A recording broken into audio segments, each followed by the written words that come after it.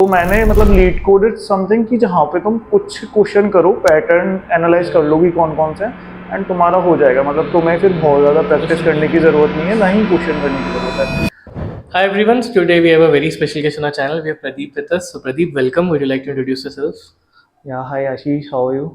I'm doing great, man. Thank you. So So, yeah, hi everyone, my name is Pradeep. I'm working as software developer in Gamescraft. I passed out in 2023 and then I joined Geeks for Geeks as software developer 1. After that, I've switched to Gamescraft as SD1. So, currently, I'm working here in Gamescraft. nice man, nice. So apart from Gamescraft and Geeks for Geeks, क्या आपने और भी companies crack की है? And आप एक उनका timeline बता सकते हो viewers को? सो बेसिकली मैंने मतलब जब गीक्स फॉर गीक्स मतलब मेरा 1 साल हो गया था गीक्स फॉर गीक्स में and then I think of switch. तो मैंने अप्लाई करना शुरू करा एंड हाँ मेरे पास ऑलमोस्ट 4 ऑफर्स थे आफ्टर दैट टाइम। तो मैंने 5पैसा, Meesho, Myntra and Games Craft ये ऑफर्स थे, तो I decided to go in Games Craft after that. So we're going to know his journey because he was from a tier 3 college जहाँ जैसा इन्होंने बताया कंपनीज वगैरह ज़्यादा नहीं आती थी, but despite of that he cracked a lot of companies including Gamescraft which is a pretty good company. So let's start at the beginning of your journey कि आप जब कॉलेज से थे फिर आपका Geeks for Geeks में कैसे placement हुआ, like how did you prepare for GFG? So basically जैसा मैंने बताया टायर 3 कॉलेज था, मतलब कॉलेज में उतनी कंपनीज नहीं आती थी एंड देन मतलब ऐसा था कि कॉलेज में जो कंपनीज आ रही है तो सर्विस बेस्ड आ रही है और उतना हाई पैकेज था नहीं। तो मतलब कॉलेज के बाद मेरे पास प्लेसमेंट ऑफर्स थे, आई थिंक अराउंड 10-12 मेरे पास सर्विस बेस्ड ऑफर्स थे, पर वही 4.5 6.5 ये जो नॉमिनल ऑफर्स होते हैं उस टाइप के ही ऑफर्स थे। तो देन मतलब ये था कि वहाँ पे कैब भी लग जाता है कॉलेज में, तो मेरे पास जैसे कुछ ऑफर्स थे 6.5 वाले, तो मैं जो थोड़ी बहुत भी ठीक कंपनीज आ रही थी 8 LPA वाली, 9 वाली, वहाँ पे बैठ भी नहीं पा रहा था एंड एक्चुअली ये वाला इशू था। तो मतलब मेरे को था कि अगर सही निकालनी है, कोई प्रोडक्ट बेस्ड निकालना है तो ऑफ कैंपस तो जाना ही पड़ेगा। एंड इवेंचुअली मैंने लिंक्डइन मतलब मैंने कुछ अपने हिसाब से टाइम फ्रेम डिसाइड करा था कि ये प्लेटफॉर्म्स में मेरे को अप्लाई करना है एंड इस तरीके से अप्लाई करना है and then eventually I follow the same path and finally मेरे पास ऑफर्स आने शुरू हो गए and then Geeks for Geeks is a good startup, so मैंने वही ज्वाइन करने का ट्राई करा।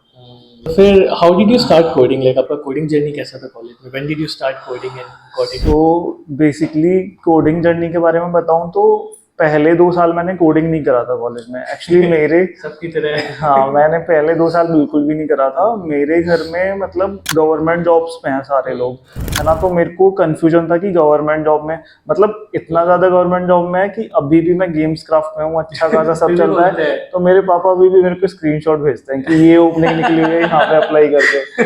अभी मतलब कल ही उन्होंने मेरे को स्क्रीनशॉट भेजा हुआ है। तो मतलब वो वाला था। तो पहले जो शुरू के for the first and second year I was confuse कि मैं एमबीए करूं, क्योंकि वो मेरी चॉइस थी एंड गवर्नमेंट जॉब घर वालों की चॉइस थी। तो मैंने मतलब मेरे को याद है सेकंड ईयर में अरुण शर्मा वगैरह इनकी बुक्स मंगा ली थी, मैं लॉजिकल एप्टीट्यूड वगैरह ये सब प्रिपेयर कर रहा था and then eventually second year के बाद रियलाइज हुआ कि यार यहाँ पे भी सीरियस नहीं हो पा रहा हूँ, प्लेसमेंट के लिए भी सीरियस नहीं हूँ। एंड उस टाइम पे मेरे भाई का प्लेसमेंट हुआ था, मेरा मतलब एक बड़ा भाई है उसका प्लेसमेंट हुआ था, तो वो काफी सही हुआ था। तो आई वाज लाइक यार ये भी सही लग रहा है, यहाँ पे भी कर सकते हैं। तो मैंने थर्ड ईयर में स्टार्ट करा था प्रिपरेशन करना and I am very frankly saying कि मैंने डेवलपमेंट बिल्कुल भी नहीं करा, मैंने कॉलेज में डेवलपमेंट बिल्कुल भी नहीं करा, मैंने गीक्स फॉर गीक्स में ही जाके सीखा था। एंड थैंकफुली मतलब गीक्स फॉर गीक्स का जो इंटरव्यू प्रोसेस था उसमें डेवलपमेंट पूछा नहीं गया था मेरे से। तो डीएसए मैंने थर्ड ईयर से करा था एंड हाँ 1 साल मैंने अच्छे से डीएसए करा था। If you are someone who wants to crack your dream company but are having difficulty in getting your resume shortlisted or cracking the online assessment or technical interview, then you need to check out AlgoZenith Premium. AlgoZenith has been founded by Vivek Gupta, who's one of the best coders of India, and the program itself is one of the best trainings of our country for DSA and competitive programming. So I've made an entire review video about the course. You can check that video out from the link in the description. So make sure that you check out description. And now let's get back to the podcast. तो यार जैसा आपने mention किया कि GFG के बाद भी आपने काफ़ी सारी कंपनीज क्रैक की एंड ऑब्वियसली सारी ऑफ कैंपस थी, तो how did you manage to find so many opportunities in a time of recession जबकि मार्केट इतना डाउन है, तो how did you get those opportunities basically? तो ये वाला इशू है, मतलब इस वाले 2024 में तो बहुत ज़्यादा रिसेशन था एंड एक्चुअली मतलब कंपनीज ढूंढना ज़्यादा मुश्किल है। और अभी मतलब ऐसा है कि बच्चे बहुत सारे प्रिपेयर्ड हैं और कंपनीज मतलब इंटरव्यू के लिए सब तैयार हैं, पर इंटरव्यू ही नहीं मिल रहा है। तो ये इशू है, ये मैंने भी ऑब्जर्व करा था। बट मतलब उस टाइम पे ना मैंने गीक्स और गीक्स के जो सीनियर्स थे उनके साथ डिस्कस कर रहा था जो छोड़ रहे थे। तो मतलब एक क्या कहते हैं गीक्स फॉर गीक्स में एक बंदा था जो एडोबी में गया था उस टाइम पे, and he is just like my mentor. उन्होंने बहुत कुछ सिखाया मेरे को। तो मैंने उनसे पूछा था, उन्होंने मेरे को कुछ प्लेटफॉर्म्स बताए थे, जैसे लिंक्डइन हो गया, हायरिस्ट हो गया, इंस्टा हायर हो गया, वर्कडे हो गया। मैंने कुछ फॉलो करे थे, एंड मतलब मैंने थोड़ा वो निकाला था कि यार मैं कभी भी अप्लाई कर रहा हूँ ना, जैसे हम नॉर्मली अभी स्टूडेंट्स क्या करते हैं ना, नॉर्मली रात को सो रहे हैं तो अप्लाई करना शुरू कर दिया स्क्रॉल करते हुए। तो मतलब वो मैं करता था पहले for the starting of 15 days, तो वहाँ से कोई रेस्पॉन्स नहीं आ रहा था। एंड देन इवेंचुअली मतलब मैंने कुछ लोगों से बात करी, रिक्रूटर्स से भी बात करी थी लिंक्डइन पे, देन आई फिगर्ड आउट कि अप्लाई करो सुबह 9 बजे से 12 बजे के बीच में। तो मैं उस टाइम पे मतलब अपना टारगेट बना कि भाई मेरे को आज 100 कंपनी में अप्लाई करना है। मैं 9 से 12 सुबह के टाइम पे हर जगह अप्लाई करता था कि रिक्रूटर जाके अपना लैपटॉप ऑन कर रहा है ऑफिस में, उसे मेरी मेल दिखे और किसी को तो दिखेगी। एंड इवेंचुअली मतलब एक हफ्ते मैंने ऐसे करा है और मेरे को कॉल आने शुरू हो गए थे, and I was very happy.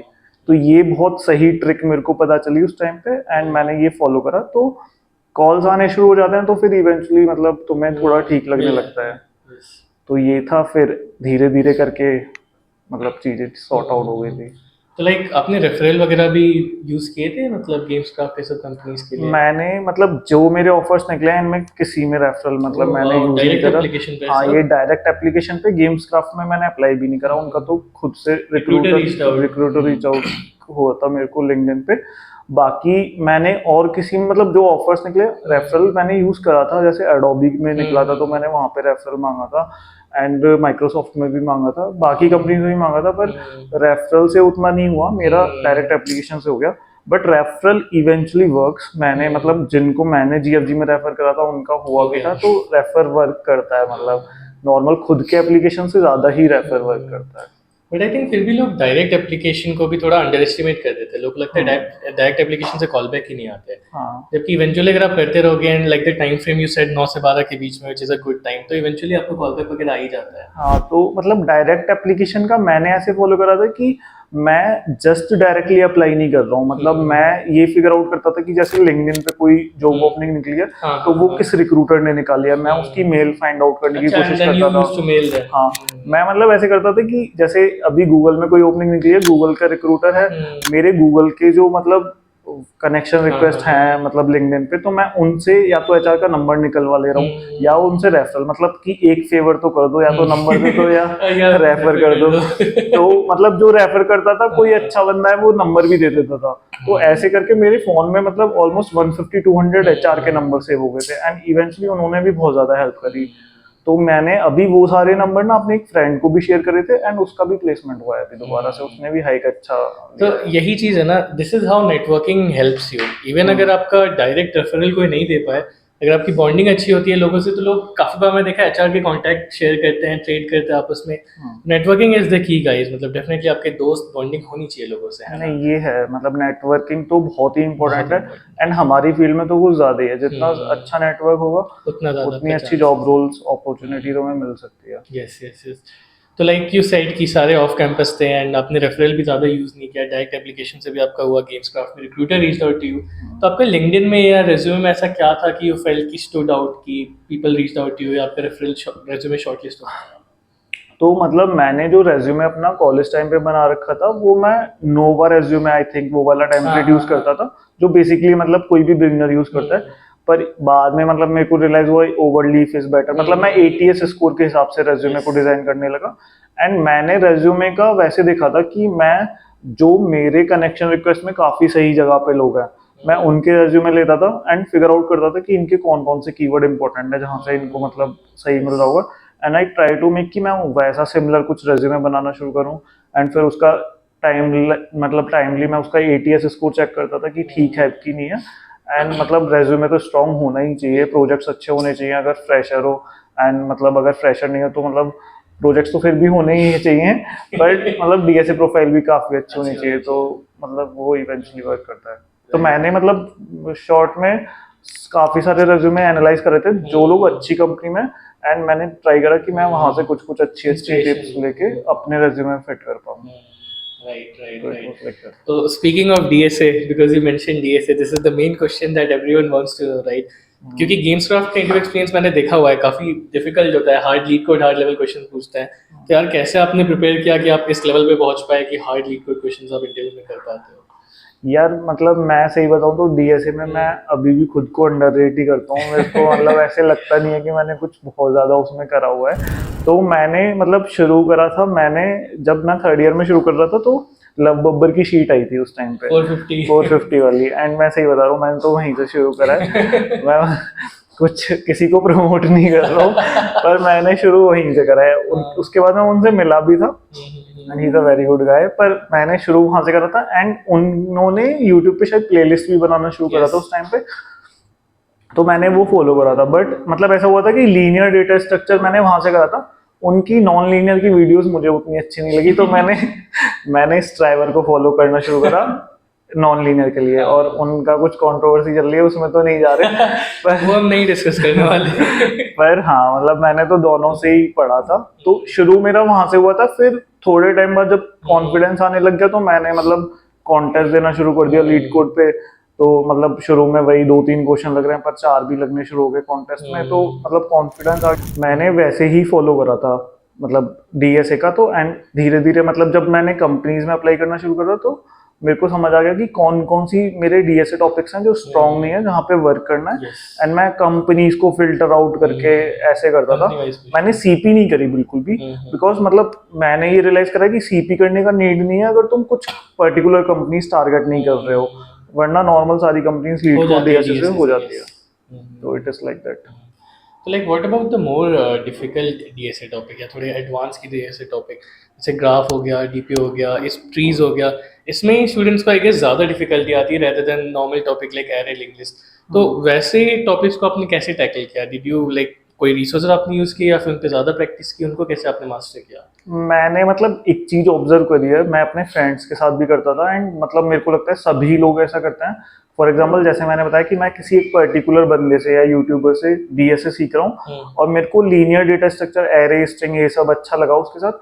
And उसने अगर नॉन लीनियर अच्छा नहीं पढ़ा रखा है, फॉर एग्जाम्पल डीपी ग्राफ, तो लोग उसी को फॉलो करते हैं फिर भी। मतलब वो अपना फायदा नहीं देख रहे, वो फैन क्लब बना रहे हैं वहां पे कि मैं इसी का देखने वाला हूँ। हाँ वही तो मतलब मेरे साथ यही था कि मेरे को लीनियर अगर एक बंदे से समझ में आ रहा है मैं उससे फॉलो कर रहा हूँ, मेरे को नॉन लीनियर किसी और से समझ आ रहा है तो मैं वहां से कर रहा हूँ, है ना। तो वैसे मेरे को बहुत अच्छे से फिगर आउट हुआ वो। एंड इवेंचुअली मतलब तुम्हें ये डिसाइड करना पड़ेगा कि तुम्हारे लिए बेस्ट कौन है ना। ये जरूरी नहीं है कि तुम किसी को फॉलो करो, पर उसके रिसोर्सेज को फॉलो करो अच्छे से।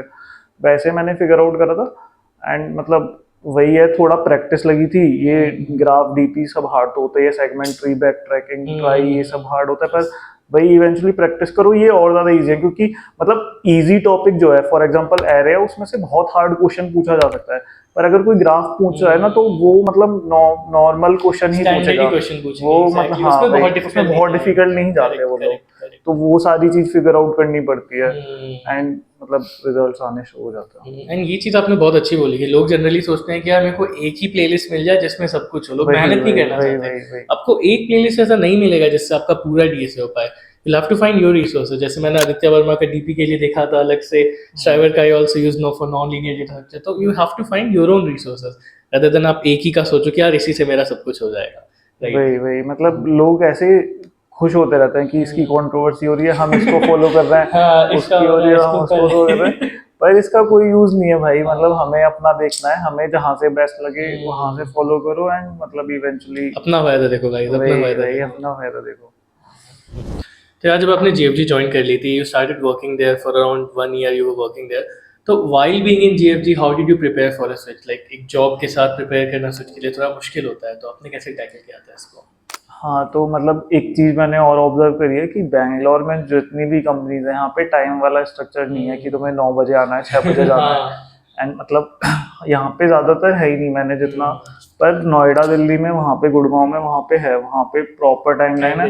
तुम थोड़ा भी लेट जा रहे हो हाफ डे लग जा रहा है। तो वहाँ पे था, जीएफजी में भी था कि मैं 9 बजे से जाके 6 बजे ही ऑफिस से वापस आता था। एंड मतलब वहाँ पे स्विच का मैंने डिसाइड कर लिया था, क्योंकि गीक्स और गीक्स मतलब एडटेक कंपनी है। मतलब हमारे यहाँ पे इंडिया में मार्केट कैपिटल उतना है नहीं। एंड मतलब इवेंचुअली काफी एडटेक कंपनी डूब भी रही थी। एंड मतलब मैंने कर लिया था वहाँ पे जितना करना था। तो जब ये डिसाइड हुआ स्विच करने का तो आई फिगर्ड आउट कि मेरे को क्या क्या करना है। मैं ऑनेस्टली बता रहा हूँ, मैंने 2 महीने प्रिपरेशन करी थी, जुलाई एंड अगस्त, एंड मेरे को ठीक लगा था, उतने में कॉन्फिडेंट आ गया था, एंड मतलब मेरे को लग रहा था मैं प्रिपेयर हूँ। तो मैंने उस टाइम पे फॉलो करी थी स्ट्राइवर की शीट 180 क्वेश्चंस वाली, क्योंकि डीएसए उससे रिवाइज हो गया था मेरा। उसके अलावा मतलब मैं ऐसे करता था कि मैंने शीट कर ली 15-20 दिन में रिवाइज टोटली, एंड उसके बाद मैं लीड कोड का पीओटीडी कर ले रहा हूँ, जीएफजी का पीओटीडी कर ले रहा हूँ डेली बेसिस पे, एंड कॉन्टेस्ट दे दे रहा हूँ। तो मतलब रिवीजन हो जा रहा है डीएसए का। बट मतलब मेरे को ये भी पता था कि 1 साल हो गया है, अब डेवलपमेंट अच्छा खासा पूछा जाएगा। तो मैंने कुछ रिसोर्सेज फॉलो कर रहे थे, जैसे रोड साइड कोडर करके एक बंदा है यूट्यूब पे, उसका फ्रंट एंड काफी सही है इंटरव्यू प्रिपरेशन के लिए, तो मैंने वो फॉलो करा। एंड मतलब टाइम तो निकालना पड़ता है अगर तुम्हें करना है, तो वो फिगर आउट करा, कुछ चीजें छोड़ी। करने पड़ेंगे। वही, हम शाम को जाते थे क्रिकेट खेलने, वो बंद करना पड़ा। तो ये सब होता है, मतलब थोड़ा बहुत तो टाइम निकालना पड़ेगा, एंड इवेंचुअली तभी रिजल्ट दिखते हैं। तो फिर जब आप गेम्स क्राफ्ट के इंटरव्यू के लिए गए तो how was the interview experience, can you tell us a bit brief about it? So यार, गेम्स क्राफ्ट के इंटरव्यू एक्सपीरियंस को लेके तो बहुत ही मतलब एक सही स्टोरी है। तो मतलब ऐसा हुआ था कि उस टाइम पे मेरा हो गया था, बाकी जगह हो गया था, एंड आई डिसाइडेड कि मैं 5 पैसा ज्वाइन कर लेता हूँ, बिकॉज ठीक थी, स्टेबल कंपनी है, एंड मतलब फिनटेक है, पैसा है, मतलब ठीक रहेगा, मेरे को ऐसे लग रहा था। तो मतलब ऐसा हुआ था कि मेरे पास गेम्स क्राफ्ट के एचआर का कॉल आता है इंटरव्यू के लिए, एंड मैंने उसे बोल दिया कि हाँ मैं कर सकता हूँ। तो मैंने इंटरव्यू शेड्यूल करा दिया, but back of the mind मेरे दिमाग में था कि यार बहुत हार्ड पूछते हैं, पता नहीं होगा नहीं होगा। मतलब मैं तो बहुत ज्यादा ही नर्वस था उसको लेके, क्योंकि कंपनी मतलब हायर ही टायर 1 कॉलेज से कर दिया। मैंने उनका लिंक्डइन देखा, भाई 70% वर्कफोर्स ही आईआईटी की है ना, मतलब तो वो था इशू थोड़ा। पर ठीक है, मतलब मैंने मतलब मेरा फ्रेंड जो था, रूममेट जो था नोएडा में, तो उसने बोला कि नहीं, दे के देख ले, क्या पता हो जाए, अच्छा है, मतलब एक बार ट्राई कर सकता है, तू प्रिपेयर कर रहा है ऑलरेडी। तो मैंने दे दिया फिर। तो फर्स्ट राउंड मेरा डीएसए का था, एंड उन्होंने मतलब 2 क्वेश्चंस दिए मेरे को, और दोनों ही हार्ड लेवल के लीड कोड के, और मतलब 40 मिनट्स का था शायद, 40-50 मिनट्स का राउंड था। एंड जो बंदा बैठा था, मतलब मैंने पहले चेक कर लिया था उसको लिंक्डइन, वो हाँ लिंक्डइन पे, तो वो भी आईटी का बंदा था। तो मैं वैसे ही डर गया कि भाई पता नहीं क्या पूछेगा मेरे से। तो उसने बट अच्छा था कि मेरे को क्वेश्चन समझ में आ गए थे बहुत easily, and I would say कि जब भी इंटरव्यू दे रहे हो तो एक बार बहुत अच्छे से इंटरव्यूअर से पूछ लो कि भाई पूछना क्या चाह रहा है। तो मेरे को क्वेश्चन दिया उसने, मेरे दोनों क्वेश्चन इजीली सॉल्व हो गए थे, एंड मतलब उसने फिर मेरे से बेस्ट अप्रोच तक करवाया था उन्होंने मेरे से, एंड मैंने अच्छे से प्रॉपर ऑप्टिमाइज करके दिखा दिया था, रन करके दिखा दिया था वो। तो it was like that, first round वैसे हुआ था। फर्स्ट राउंड से उन्होंने हार्ड हाँ हाँ, फर्स्ट राउंड से ही उन्होंने अच्छा खासा मतलब लेवल बढ़ा दिया था। एंड मेरे को ये समझ में आ गया था कि भाई अगर 5 राउंड होने वाले हैं, मेरे टोटल 5 राउंड हुए थे टेक्निकल वाले, तो बहुत हार्ड होने वाला है। पर मेरे को ये था कि मेरे को लग रहा था कि यार मतलब शायद किस्मत अच्छी चल रही है, दे देता हूँ मैं अभी प्रिपेयर करके। एंड मैं पढ़ना शुरू कर दिया था मैंने फिर से, एंड इवेंचुअली इंटरव्यूज देखने शुरू कर दिए थे कैसे होते हैं गेम्स क्राफ्ट में, एंड हाँ आई गो विद दैट। तो मेरा फर्स्ट राउंड हुआ ऐसे, मेरे को शाम को ही कॉल आ गया था एचआर का कि तुम्हारा हो गया है and we can schedule second round. तो बीच में वीकेंड पड़ गया था, तो वीकेंड के बाद मैंने बोला कि हाँ शेड्यूल करा सकते हैं हम second round. And second round था मेरा जावास्क्रिप्ट, मतलब डेवलपमेंट था, तो जावास्क्रिप्ट पूछ रहे थे। और वो था मेरा टीएल के साथ था शायद, जो हमारे टीम में टीएल मतलब गेम्स क्राफ्ट में टीएल थे। एंड उन्होंने वो राउंड ऑलमोस्ट मेरा 1.5 आवर्स तक चला था। एंड उन्होंने बहुत अच्छे से मतलब एक मेरे को स्क्रीनशॉट दिया था ये डिजाइन बनाने के लिए जावास्क्रिप्ट से, प्योर जावास्क्रिप्ट से, क्योंकि मतलब ऐसा था कि वहाँ पे Vue.js यूज करते हैं हम, मतलब नॉर्मली रिएक्ट के इंटरव्यूज होते हैं, तो जावास्क्रिप्ट से मेरे को डिजाइन बनाने के लिए दिया, बहुत सारे आउटपुट बेस्ड क्वेश्चन पूछे। एंड मतलब वो राउंड भी बहुत हार्ड था सच में, मेरे को उस राउंड के बाद भी लग रहा था कि नहीं होगा, पर इवेंचुअली वो भी शायद उनके हिसाब से ठीक हो गया होगा, एंड वो भी हो गया। एंड फिर उसके बाद थर्ड राउंड हुआ मेरा इंजीनियरिंग मैनेजर के साथ, एंड वो राउंड तो मेरा सबसे ज्यादा खराब हुआ। वो राउंड ऐसा हुआ कि मतलब वो बंदा आता है एंड वो मेरे से बोलता है कि तुम जावास्क्रिप्ट में खुद को कितना रेट करोगे। एंड मेरे को पता नहीं किस बंदे ने बताया था ये वाली बात कि जब ऐसे कोई क्वेश्चनिंग करता है देन तुम्हें थोड़ा कॉन्फिडेंस दिखाना होता है, तो तू हमेशा ऐसे 10 आउट ऑफ 10 9 आउट ऑफ 10 ऐसे ही बोलियो।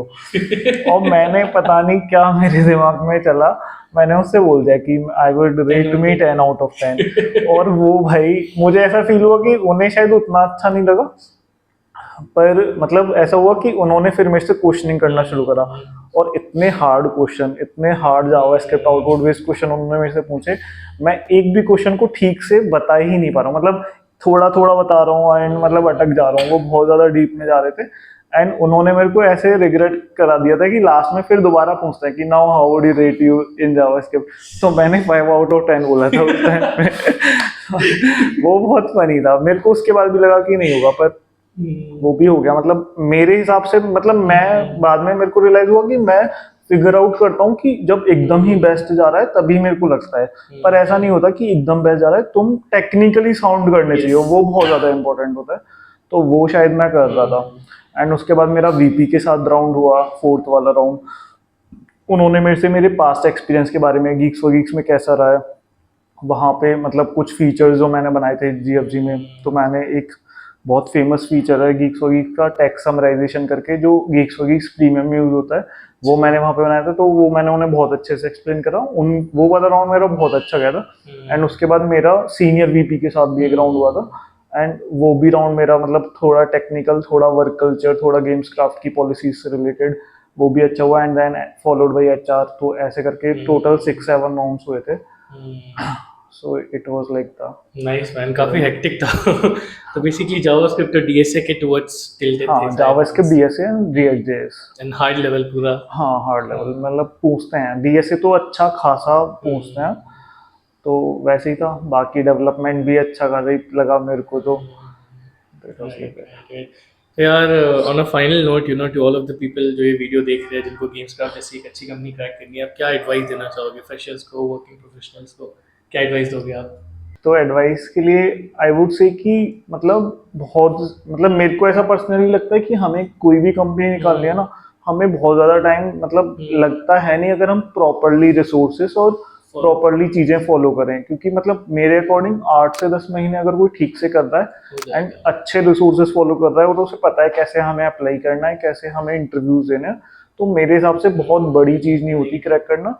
एंड मैंने मतलब जैसे इंटरव्यूज मैंने दिए हैं, तो मेरे को ऐसे रियलाइज हुआ है, but you need to make sure कि तुम सही चीजें फॉलो करो। जैसे मैंने बहुत लोगों को देखा है, जो कोई एरे कर रहा है तो एरे के ही 100 क्वेश्चन सॉल्व कर दे रहा है ना। हमें मतलब फिगर आउट करना चाहिए कि किस चीज के कितने क्वेश्चंस करने हैं, हमें मतलब मॉक इंटरव्यूज देने चाहिए, हमें मतलब प्रिपरेशन उस हिसाब से रखनी चाहिए, एंड अकॉर्डिंगली हमें अप्लाई भी करना चाहिए। हमें प्लेटफॉर्म्स फिल्टर आउट करने चाहिए जहाँ से ज़्यादा रिक्रूटमेंट हो रही है, एंड रेफरल्स लेने चाहिए। हमें अपना कम्युनिकेशन लेवल अच्छा करना चाहिए ताकि हम रिक्रूटर से अच्छे से बात कर पाएँ, एंड नेटवर्किंग बहुत अच्छी करनी चाहिए। तो these are all things. Okay, so I think that covers pretty much everything about Pradeep's journey to Gamescraft, and it's an amazing journey, inspiring journey, funny also. So I hope you guys enjoyed the podcast, and thanks a lot, Pradeep, for coming. Here's a small token of appreciation from my end for coming on the channel. Thank you so much. Thank you, and follow him on LinkedIn, guys. I'll put a link in the description. Thank you. And one more thing, guys, keep updated with Pradeep's LinkedIn as we're planning something big for you guys. We'll be bringing a lot of resources, tech podcasts, and DSA resources for you guys. And if you want to learn from us, if you want to learn technical things from us like DSA, then do let us know in the comments and keep updated with Pradeep's LinkedIn. Something big is coming.